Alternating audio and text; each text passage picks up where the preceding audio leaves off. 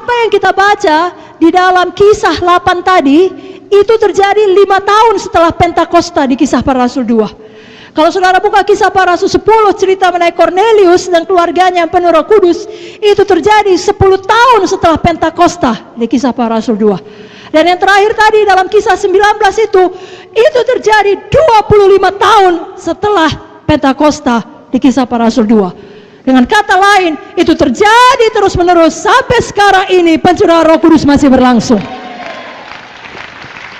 Saya tanya saudara, bersemangat penuh Roh Kudus? Bersemangat memastikan jiwa-jiwa dalam pelayanan kelompok sel sektor saudara penuh Roh Kudus? Supaya semua menyadari ada pribadi yang hidup di dalamnya, yang mengajari, yang menolong, yang menghibur, roh kebenaran. Amin saudara.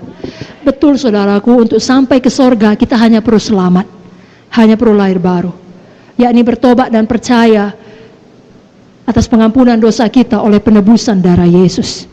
Tapi supaya kita bisa hidup menang di dunia ini, kita perlu baptisan air dan baptisan Roh Kudus. Dalam baptisan air, saudara mendeklarasikan putus hubungan dengan manusia lama.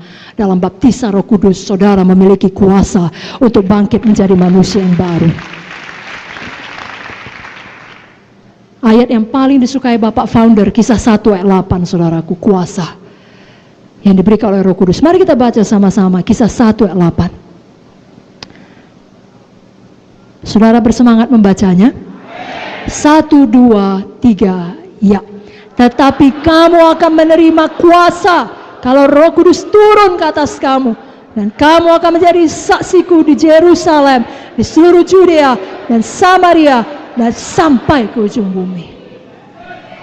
Amin. Saudara bukan hanya menjadi saksi dari mulut saudara, tapi dari hidup saudara. Seperti saya katakan tadi, saudara pemberi bukti. Ada Roh Kudus dalam saudara, banyak mujizat yang terjadi dalam hidup saudara. Dan jadi dalam tahun ini, ya, kita memperingati hari Pentakosta, khususnya minggu ini. Mari semuanya kita, PKS PC, dan semua jemaat Tuhan Sidang GKI, betul-betul penuh Roh Kudus. Ya, saudara punya waktu malam ini berdoa, besok berdoa, doakan nama per nama dari anggota kelompok sel saudara. Khususnya saudara tahu memang belum bicara dalam bahasa roh. Biar hari Minggu ini semuanya berdoa dengan bahasa roh.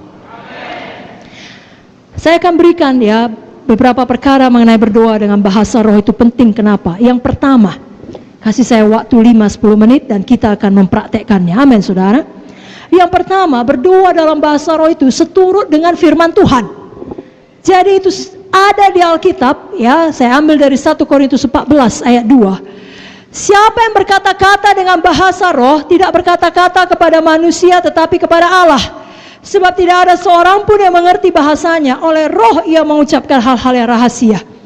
Ayat 14-15, 1 Korintus 14. Jika aku berdoa dengan bahasa roh, rohku yang berdoa, tapi akal budiku tidak turut berdoa.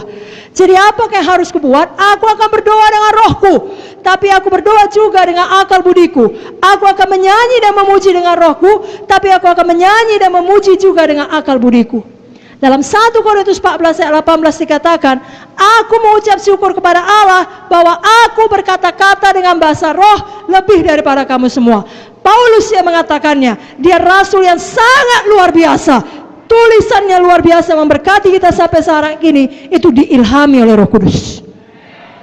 Dan jelas dikatakan, jangan melarang orang berkata-kata dengan bahasa roh. 1 Korintus 14 ayat 39. Karena itu saudara-saudaraku, usahakanlah dirimu untuk memperoleh karunia untuk bernubuat, dan janganlah melarang orang yang berkata-kata dengan bahasa roh.